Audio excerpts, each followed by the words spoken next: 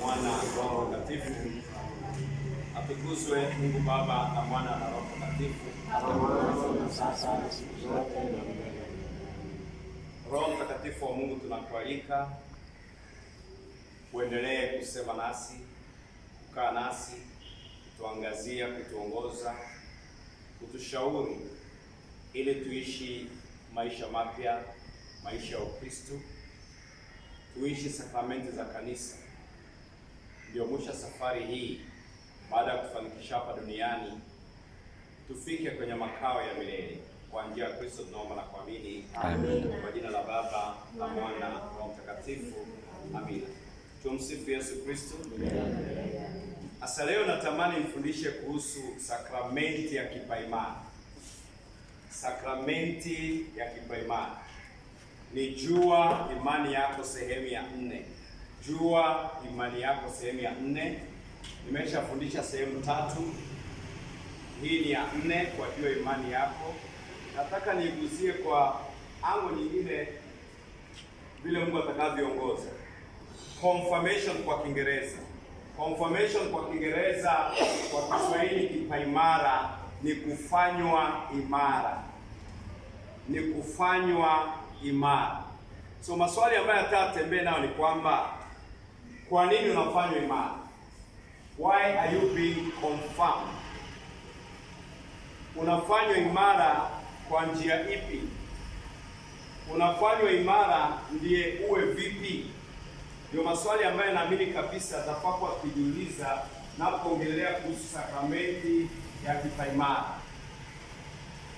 Pentekoste ambayo tumesherekea, naamini kabisa tukio la Pentekoste ni tukio la kuimarishwa.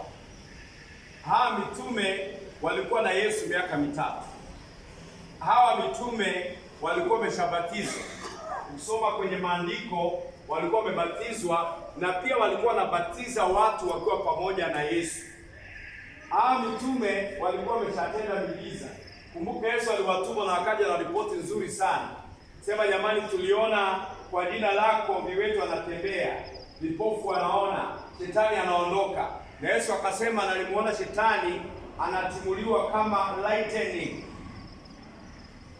Lakini akawaambia msifurahi tu kwa ajili mapepo yanawatii, bali kwa ajili majina yenu yameandikwa wapi? Mbinguni. So hawa mitume walikuwa wamefanya mambo mengi makubwa. Hawa mitume walikuwa wamepewa uwezo na ujazo wa Roho Mtakatifu kwenye Injili ya Yohane 20 mstari wa 19 hadi 23. Najua mpaka walipewa uwezo wa kusamehe dhambi. Hawa mitume. So walikuwa wameona mambo makubwa zaidi. Lakini kabla Yesu apae, anawaambia nendeni Yerusalemu na msikaondoke huko. Mbaki huko mpaka mjazwe Roho Mtakatifu. Mpaka mpokee ujazo mpya. Mpaka mpigwe muhuri. Mpaka muimarishwe. Kwenye Matendo 1 mstari wa 5 hadi wa 8. Tunajua hiyo story vizuri. Yesu anawaambia mkae kule Yerusalemu, siondoke mpaka Roho Mtakatifu ashukie. Na atakapowajieni Roho Mtakatifu, anawaambia mtapokea nguvu na mtakuwa mashahidi wangu kuanzia Yerusalemu, Yudea, Samaria mpaka misho ya dunia. Imagine after hizo experiences zote wako na Yesu, mambo makubwa ambayo ametenda, lakini bado anawaambia nendeni msubiri. Wanasubiri nini? Naamini kabisa ni kana kwamba ilikuwa ni confirmation. Roho Mtakatifu aje apige muhuri ndio waitwe askari wa Yesu. Tunaopata kipaimara anasema tumekuwa askari wa Yesu. Kwa hivyo walikuwa wanangojea kujazwa na nguvu na kupata silaha za kuwa askari. Kazi ya askari nini? Kwenda kuokoa, kwenda kufungua, kwenda kuponya. Roho nyingi zimepotea, unaimarishwa, unafanywa askari, uende ukalete roho ambazo zimeibiwa na Ibilisi, uzilete upande wa mwanga, upande wa uzima wa milele. Tumsifu Yesu Kristo. Naamini kabisa ndio maana tulipokea kipaimara, ndio maana tumeimarishwa. Kwenye ubatizo, wengi wetu sawa Katoliki tulipokea ubatizo tukiwa watoto wadogo, wengine hata watu wakiwa watu wazima tulipokea ubatizo. Lakini kwa kipaimara kuimarishwa, kuna maandalizi zaidi, kuna masomo zaidi, kuna mambo mengi yanayofanyika zaidi ili uwe tayari, ndio upigwe muhuri huu uweze kuwa imara, na elimu zaidi, kuandaliwa uwe askari wa Kristo aliye imara. Askofu anakuwekea mikono, inaitwa kwa Kiingereza impartation, kuachilia neema ya Mungu kwa njia ambayo Mungu mwenyewe amependelea. Neema nyingi zinachukia wakati huo, unapata vifaa na nguvu ya kuwa imara ili uwe shahidi kuanzia Yerusalemu, Samaria, Yudea mpaka misho ya dunia. So swali kwako na kwangu leo, je, bado niko imara? Am I still a soldier? Naweza kujiita bado askari in the vineyard of the Lord. Bado niko imara kwenda kunyang'anya Ibilisi roho zile ambazo amenyakua, ama nilipoteza uimara, ama nilichakatua Ukristo wangu? Ndio swali ambayo tutatembea nayo siku ya leo. Kuweka mikono imekuwa desturi ya watu wa Mungu hata kwenye Agano la Kale. Ilikuwepo kuwekea mikono, ni njia ambayo Mungu anatumia. Mungu mara nyingi anatumia njia za ishara, sababu mwanadamu physical human being anaelewa njia za ishara zaidi kuliko njia ambazo hazina ishara, because you are physical. So ukiona mkono umenyoshwa, unaona kuna kitu kimefanyika. Ukisoma kwenye Hesabu 27, Numbers 27 mstari wa 22 na 23, utaona neno la Mungu linasema hivi: Mose akafanya kama alivyoamriwa na Mwenyezi Mungu. Alimtoa Yoshua na kumsimamisha mbele ya kuhani Eleazari na jumuiya yote ya Waisraeli. Kisha akamwekea mikono kichwani na kumpa mamlaka kama alivyoagizwa na Mwenyezi Mungu. Akamwekea mikono kichwani, akampa mamlaka. Ile kuweka mikono kichwani ina umuhimu wake kwenye ulimwengu wa kiroho. Anamwekea na kwenye ishara anampa, amemkabidhi impartation. Na Mungu awezaye, anayeona yote, ambaye ameangazia mwanadamu kwa nafasi ile, wakati anamwekea mkono anaachilia neema za pekee kama kwenye kipaimara. Tumsifu Yesu Kristo. Tunazungumzia kipaimara, sakramenti ya kipaimara. Tulifanywa imara. Asa swali ni kwamba bado tuko imara? Tunajiita askari wa Yesu. Unapigana na nani? Je, ile kazi uliitiwa unafanya? Tuko kwenye vita. Kila mbatizo alitangaza vita. Kila mbatizo alitangaza vita. Na kwenye confirmation ukawa confirm kwamba nilitangaza vita, hasa na kuwa confirm niko tayari kupigana. I am ready to fight. Ndio tulitangaza. Tukafanywa imara. Kwa Yeremia 48 mstari wa 10, Yeremia 48 mstari wa 10, neno la Mungu nasema, na laaniwe mtu yoyote afanyaye kazi ya Mwenyezi Mungu kwa ulegevu. Mtu ambaye alipigwa muhuri yuko imara lakini amelegea, Mungu anasema mtu kama huyo alaaniwe. Mtu aliyekuwa confirmed, Mkristo confirmed, aliyetangazwa askari wa Kristo, aliyetangazwa anapigana vita na ulimwengu wa giza, anapigana vita kunyaganya Ibilisi, watu wa Mungu ambao wanapotea, na anafanya kazi hiyo kwa ulegevu. Mungu anasema huyo mtu na alaaniwe. Isiwe ni wewe, isiwe ni mimi. Anamalizia kusema alaaniwe anayezuia upanga wake usimwage damu. alaaniwe anayezuia upanga wa Mungu. Wasomi wa Biblia, upanga wa Mungu ni nini jamani? Neno la Mungu. Kwa zile silaha za vita tunaambiwa neno ni upanga. So unazuia kumwaga damu. Unaposhare neno la Mungu, unafaa kuwa unamwaga damu pande ule mwingine. Unaharibu ngome zao, unavunja wale wanapata hasara ili roho ziokolewe, kama askari wa Kristo. Uliza mwenzako, wewe ni askari wa nani?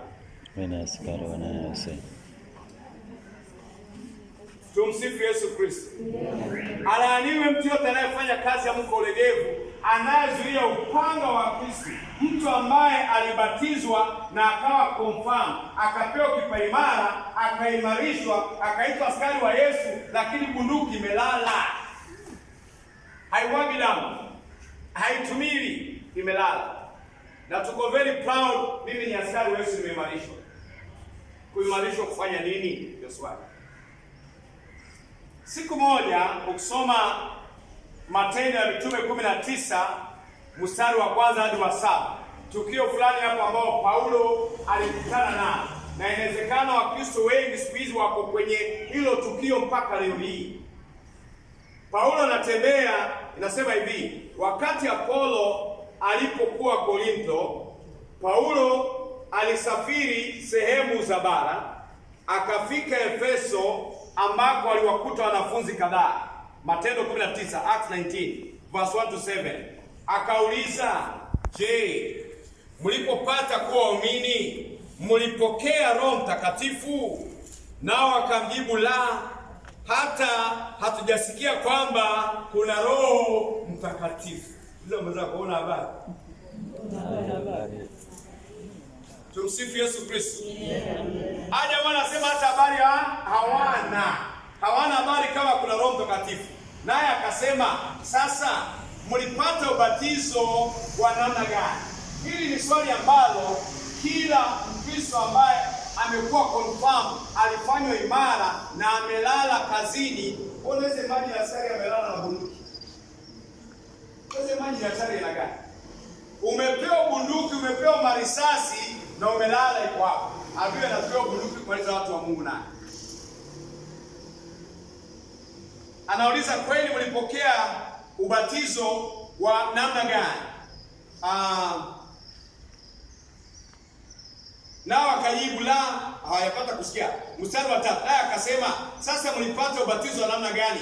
Wakamjibu, ubatizo wa Yohane. Naye Paulo akasema, ubatizo wa Yohane ulikuwa wa kuonesha kwamba watu wametubu. Yohane aliwaambia watu wamwamini yule ambaye alikuwa anakuja baada yake, yani Yesu. Baada ya kusikia hayo, aliwabatiza kwa jina la Bwana Yesu. Wakapokea ubatizo kwa jina la Yesu, wakapata sakramenti ya kwanza, wakapokea ubatizo kwa jina la Yesu. Lakini bado kuna kitu kile kilitajika. Haya jamaa tayari wanahubiri, lakini hawamuelewi Mungu vizuri. Tayari ni maaskari ambao hawajielewi. Waipokea ubatizo, alafu mstari wa 7 unasema hivi, mstari wa 6, basi Paulo akawawekea mikono na Roho Mtakatifu akawashukia. Wakaanza kusema lugha ngeni na kutangaza ujumbe wa Mungu. Wote jumla walikuwa watu wapatao 12. Aliponyosha mkono akawekea, akawaombea, zile karama zikashuka, wakaanza kuongea lugha mpya.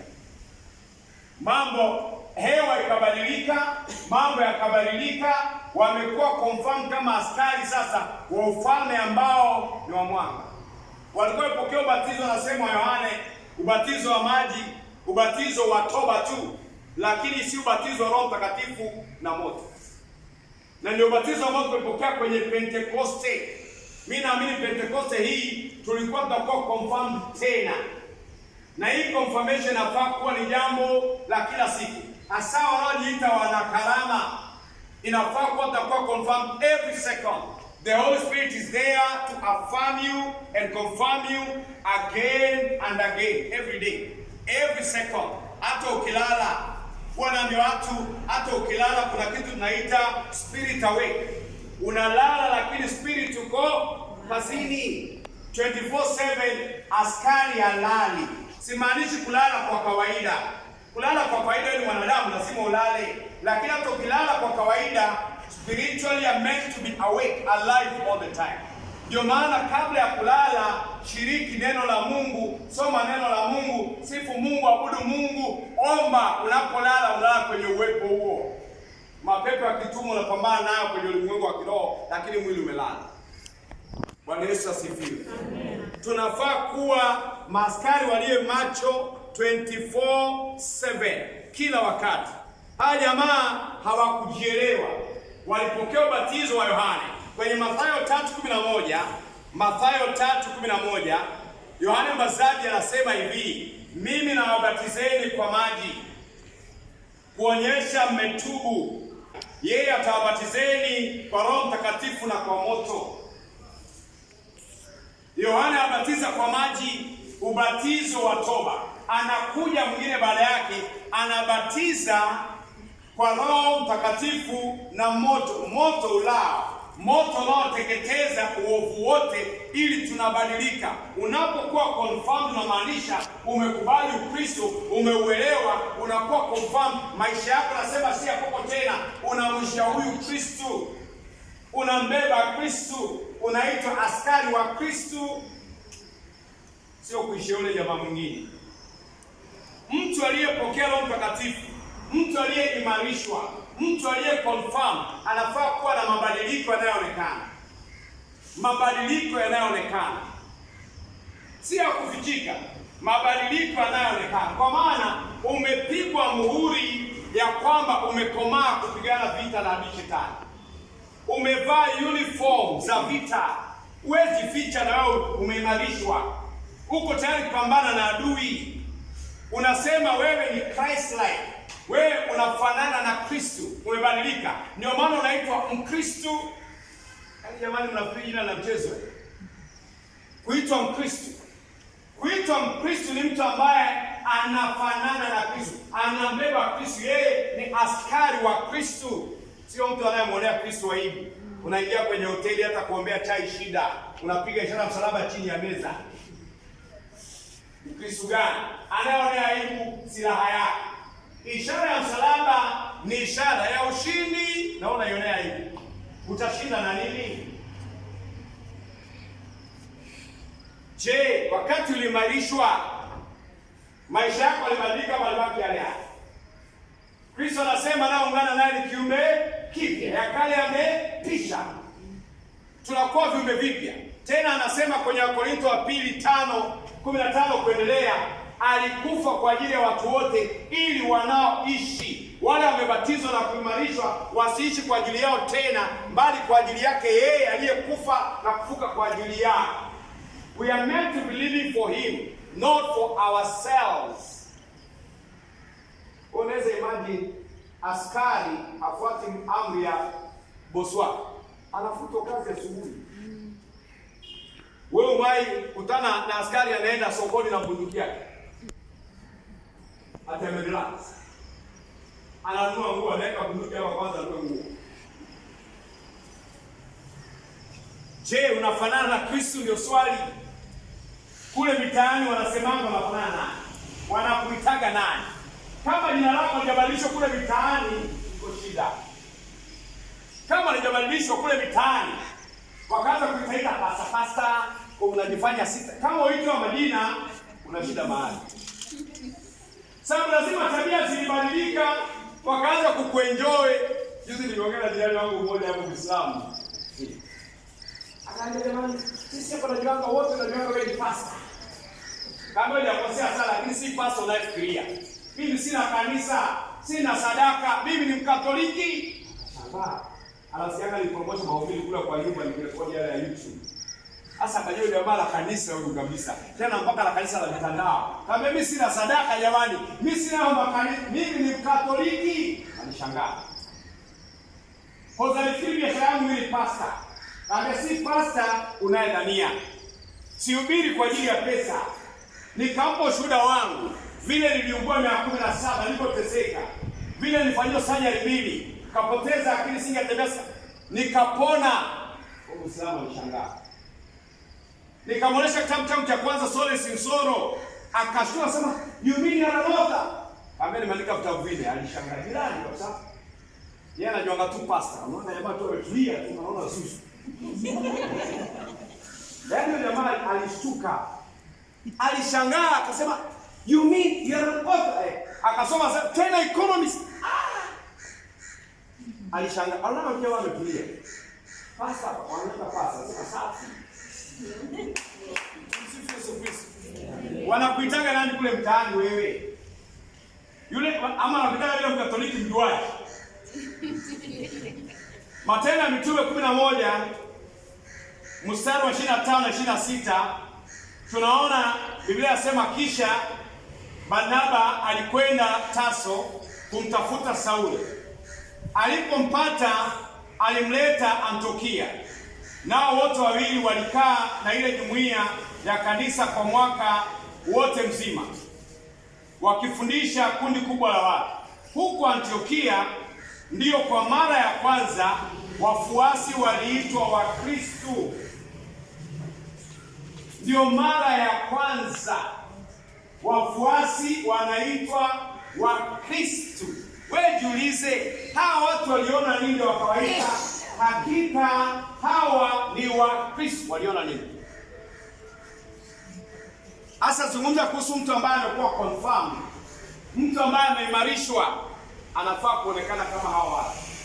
Yaani watu wanawatazama wanasema jamaa hata vile wanacheka Kristo, vile wanazungumza Kristo, vile wanatembea Kristo, vile wanavaa Kristo, vile yaani inafaa Kristo anaonekana ndani, unambeba Kristo, ndio maana unaitwa Mkristo. Wanaangalia sema hakika hawa ni Wakristo.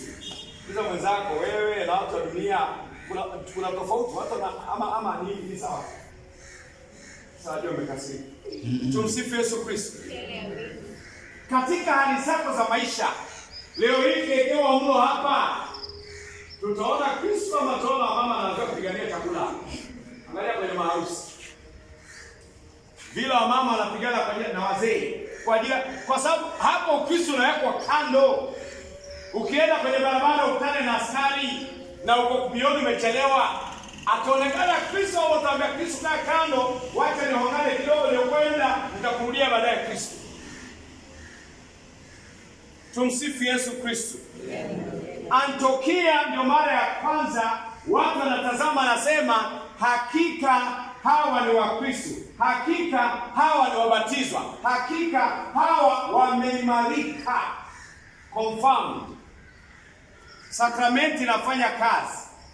Neema isiyoonekana inaonekana kwenye matendo. Hiyo neema iko ndani, inaonekana kwenye mavazi, kwenye usemi, kwenye kila jambo la kwako. Ndio Mungu asaidie leo tuimarike kweli, si kuimarika jina. I was confirmed in 1900 tena na mzungu. So what? Yohana 18 mstari wa 2 hadi wa 8. Yohana 18 mstari wa 2 hadi wa 8. Yuda alimsaliti Yesu. Alipajua mahali hapo, kwani mara nyingi Yesu alikutana na wanafunzi wake huko. Yesu mahali alienda, hakuenda mahali pa kujificha. Alijua Yuda amepokea hela, ameondoka, ameenda kumsaliti. Badala Yesu aende mahali pa kujificha, ameenda pale pa kawaida. Mahali anajua Yuda atajua atampata tu. Yaani ni kwamba alijitoa kwa hiari yake kwa ajili yako. Ili uokolewe, ubatizwe, uimarishwe, alijitoa kikamilifu. Basi Yuda alichukua kikosi cha askari na walinzi kutoka kwa makuhani wakuu na Mafarisayo. Akaja nao bustanini wakiwa na taa, mienge na silaha. Yesu hali akijua yote atakayampata, akatokea akawauliza, mnamtafuta nani? Yesu anawauliza, wanakuja kumtafuta yeye, anawauliza mnamtafuta nani? Wewe kama unaenda kumtafuta yeye unamjua, si kumkamata hata kumzaba kofi. Unauliza nini wewe? Anauliza mnamtafuta nani? Nao wakamjibu, Yesu Mnazareti. Yesu akamwambia, mimi ndiye. Msaliti Yuda alikuwa amesimama hapo pamoja nao. Basi Yesu alipoambia mimi ndiye, wakarudi nyuma, wakaanguka chini. Yaani wamemaka, wameshangaa, ndio huyu na amehubiri siku zote wakimuona. Amehubiri siku zote wakimuona, amekaa nao. Lakini wakati Yesu ako na mitume, inakaa kana kwamba amechanganyikiwa, ni huyu ama ni huyu. Inawezekana walikuwa wameweza kufanana. Ndio maana wamfahamu, wanamtafuta. Haya jamaa wamekaa naye miaka 3, wamekula naye, tabia imebadilika. Jinsi wanavyokula, mbeleni walikuwa wanapigania chakula, siku hizi kila mtu anampisha mwingine wele la kwanza. Yaani wana unyenyekevu, wana upole, tabia imebadilika, wametulia, si watu wa mahangaiko, wamekomaa spiritually. Wanavyozungumza, maneno yao siku hizi yanapimwa, yana kiasi. Kumbuka Roho Mtakatifu, roho wa kiasi, self control. Wanaangalia, wasema jamani, ni yupi kati yao huyu, na wanamjua, wafahamu. Inawezekana kwa sababu mitume walikuwa wanabadilika siku baada ya siku, wanaanza kufanana naye. Tutabadilika, tufanane naye. Tunaendelea kubadilika ama bado tumekaa ganga ni wale wale? Fashion tutakimbizana nazo kabisa kabisa. Mitindo ya leo kila mtu anafanya. Wanaanguka chini, wanashtuka, ni yeye kumbe. Yesu akauliza tena, mnamtafuta nani? Wakamjibu, Yesu Mnazareti. Akawaambia, nimekwisha waambieni kwamba mimi ndiye. Basi kama mnamtafuta mimi, waacheni hawa waende zao. Hawafahamu. Kwa mitume wamebadilika. Maisha yao yamekuwa influence na Kristo. Wao wamekuja kanisa miaka ngapi? Pentekoste ngapi Roho amekushukia? Je, kuna mabadiliko ama ni yule yule? Je, Roho amekuconfirm ama bado wewe ni ibilisi?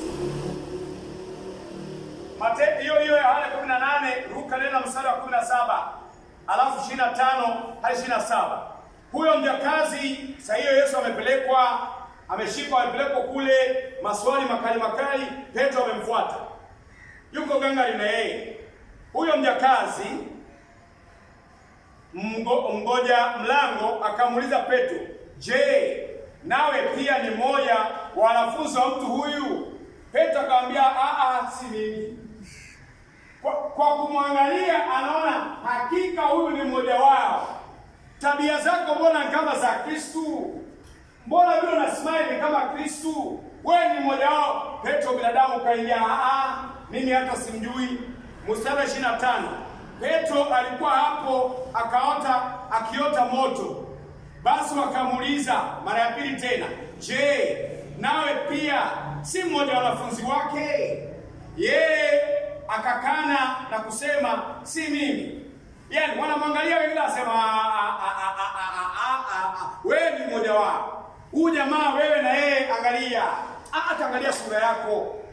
Asema mimi. Akakana mara ya pili. Mmoja wa watumishi mara ya tatu. Mmoja wa watumishi wa kuhani mkuu, jamaa yule aliyekatwa sikio la Petro, akamuuliza, "Je, mimi sikuona wewe bustanini pamoja naye?" Yaani hata ukijificha tabia zinalipua.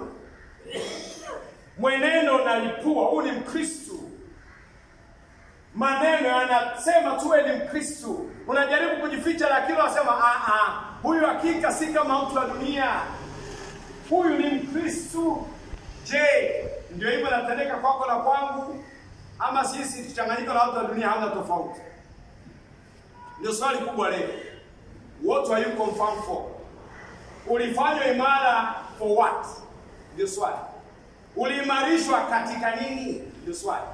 Hii sakramenti ambayo nazungumzia kila siku, ulifanywa confirm kwa nini? Petro anamkana mara 3 lakini bado wanaona ni yeye. Petro akakana tena, mara jogoo akawika. Jamani, alilia akajirudia. Ndio alilia akakumbuka Kristo anasema, "Moyo ulionyenyekea na kuvunjika na kubondeka sitaukataa." Ukavunjika ukabondeka, akakubalika tena, akapo kwetu wa kwanza. Mungu wa huruma sana. Haijalishi tabia yako ya jana haukuwa unatambulika na Kristo, unaweza amua leo kubadilika uwe conform na Roho Mtakatifu tena leo. Amen. Hajali kuhusu historia yako. God is not interested in your history. Never. Hajali jana usiku ulifanya nini. Leo unaweza kuwa kama Maria Magdalena. Jana alikuwa kahaba, leo nasema Maria Magdalena. Sasa mtakatifu mimi weka jina lako. Tumsifie Yesu Kristo. So swali ni kwamba tuliimarishwa kuwa nini? Confirmed to be what? Confirmed for what? Confirmed Christian. Mtu anayesema I'm a confirmed Christian. Mkristo aliyeimarishwa, maneno yake yanafaa kubadilika. Matendo yake yanafaa kuwa ya kuonekana. Mienendo yake inafaa kuwa ni ya kupendeza. Kristo anasema alikufa ili tusiishi kwa ajili yetu, bali kwa ajili yake. Hii miguu haifai kwenda mahali Kristo hataki kwenda. Si ya kwangu, nilikombolewa kwa gharama, kwa damu yake. Kama anasema I am confirmed, nimemkubali Kristo mpaka nipigwe muhuri, niimarishwe. Kutembea kwangu, usemi wangu, kula kwangu, kusikia kwangu, kuona kwangu, kulala kwangu, kupumua, maisha yangu yote yanafaa kuendana na Kristo. Tabia zangu zote, utu wa kale nafaa kuvua. Mienendo ya dunia nivue. Ndio maana Paulo anatuambia msiige mitindo ya dunia, bali mwigeni nani? Kristo. Kwa maana nyinyi ni askari wake. Sio tuishi maisha ya kidunia na jicho la Kristo. Sio uzinzi ni kawaida, uasherati ni kawaida, watu wakiiba maploti visani hili iko ndani na bado ni askari. Uliza mwenzako askari wa nani?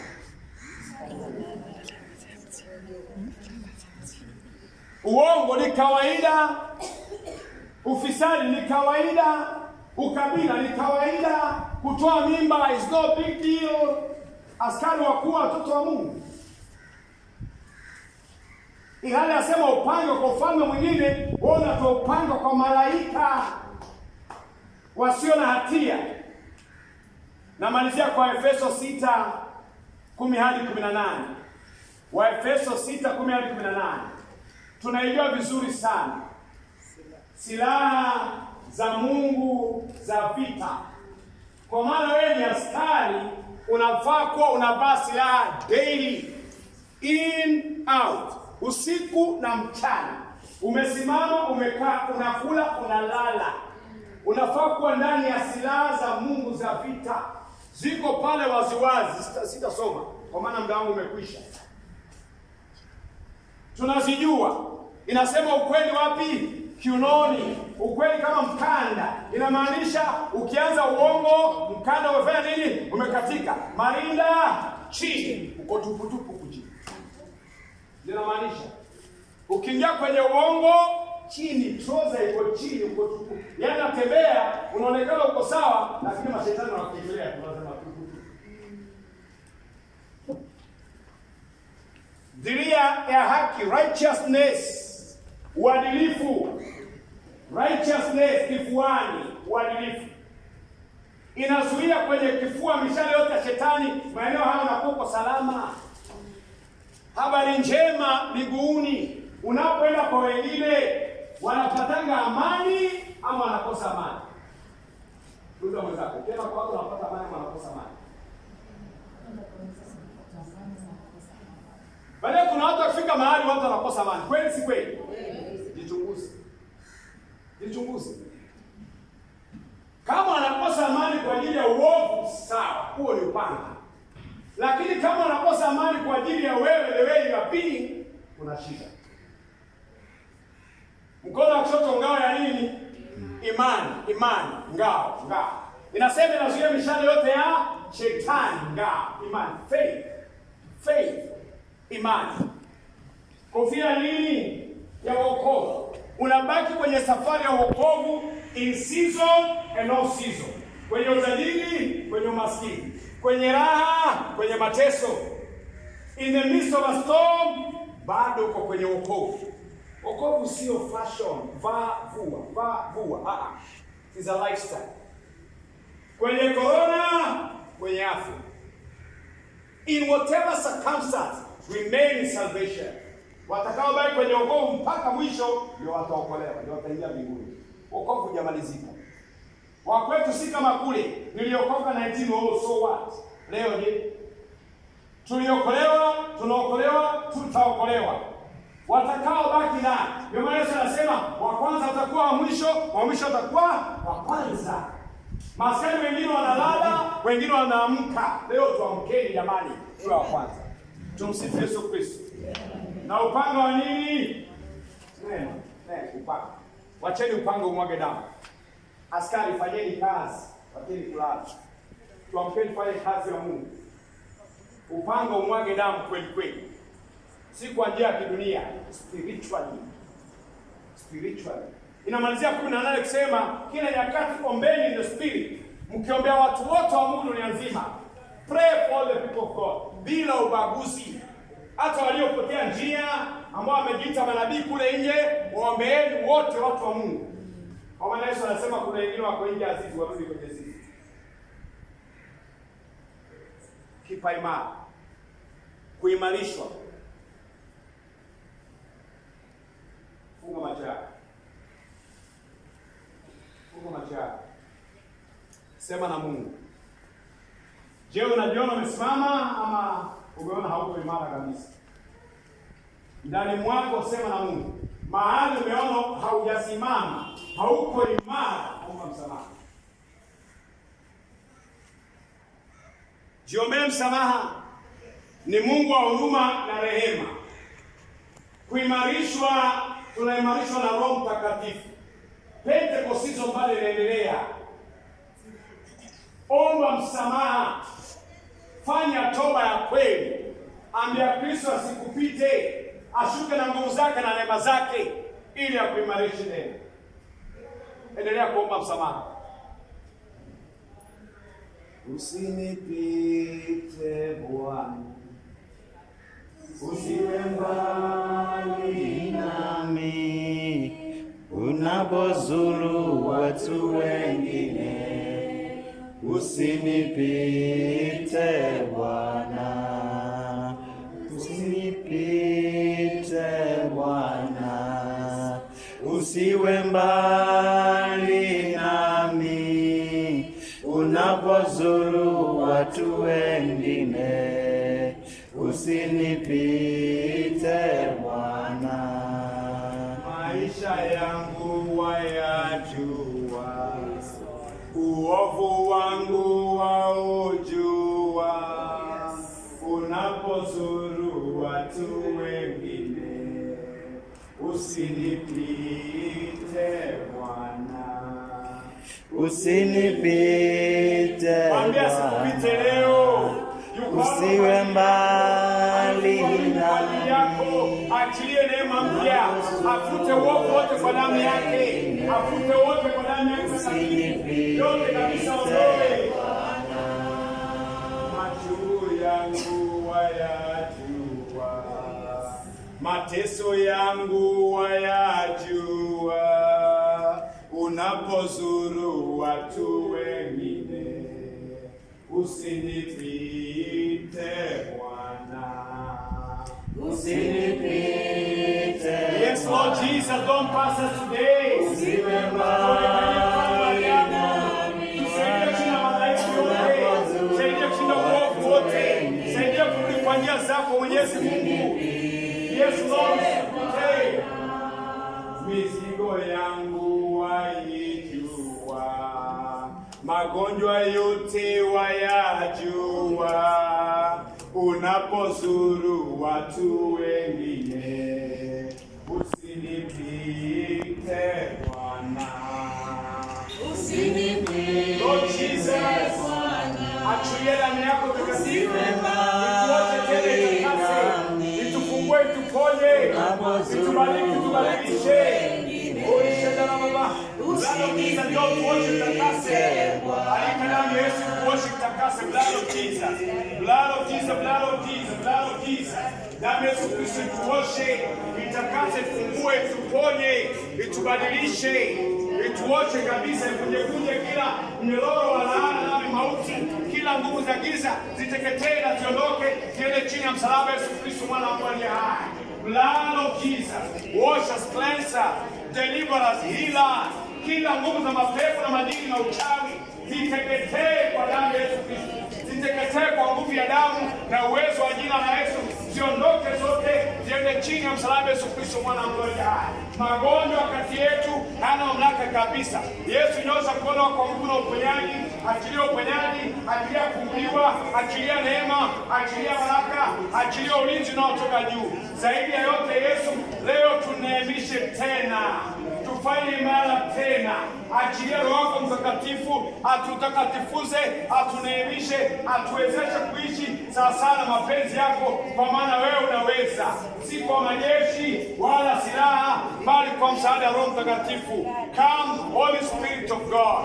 Come with your power and anointing. Come with your wisdom, knowledge and understanding. Shuka na mapaji saba ya Roho Mtakatifu. Shuka na matunda 9 ya Roho Mtakatifu. Shuka na karama zako zote. Utuwezeshe, utuangazie, utuongoze hapa duniani, tufanikishe mpaka tufike kwako mbinguni. Njoo Roho Mtakatifu utusaidie. Come, Holy Spirit of God. Tulia tu kwa dakika moja. Roho Mtakatifu mfariji, njoo tufariji, njoo tutakatifuze, njoo tuponye, njoo tufungue. Wewe ni moto ulao, miili yetu ni hekalu lako. Ingia ndani, teketeza uovu wote, kila kapepo na kajini na ngome zote na uchawi, teketeza zote Roho Mtakatifu wa Mungu. Every power of darkness burn, consume it all. Kila ngome, kila mnyororo chomeke, ukatike. Osha yote moto wa Roho Mtakatifu, elekeza chini ya msalaba wa Kristo. Roho Mtakatifu njoo na mapaji yako, the 7 sanctifying gifts, na matunda yako. Watu walioimarika watazama matunda yakaonekana. Roho Mtakatifu njoo na karama zako tuwezeshe kwa huduma zote, ili upanga wa Kristo, neno lako limwage damu kwa ufalme wa giza. Lete hasara kwa ufalme wa giza. Roho nyingi ziokolewe kupitia askari walioko hapa na wote watakaosikiliza kwenye mitandao. Kwa ukuta wa moto tuzingire, tulinde na familia zetu na kazi na biashara zetu na shughuli zetu zote. Ishi ndani yetu katika utukufu wako wote. Maroho yote yalivyo na kaunta tunafunga na kuweka chini ya msalaba Yesu Kristo mwana wa Mungu aliye hai.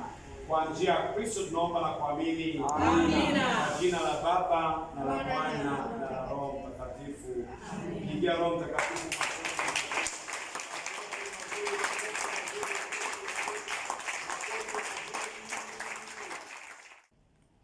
Kama ungependa kuendelea kupokea mafundisho haya, fundisho la kila Jumamosi na mafundisho mengine katikati ya wiki, na sasa mafundisho yaliyo na watu au live audience, bonyeza kidude cha subscribe kwenye channel hii ya YouTube ya Steve wa Yesu.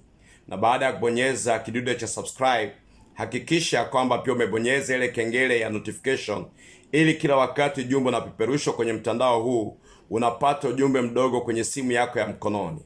Tuonane kwa somo lijalo. Mungu anakupenda sana, akubariki na shughuli zako zote na family yako. Bye bye.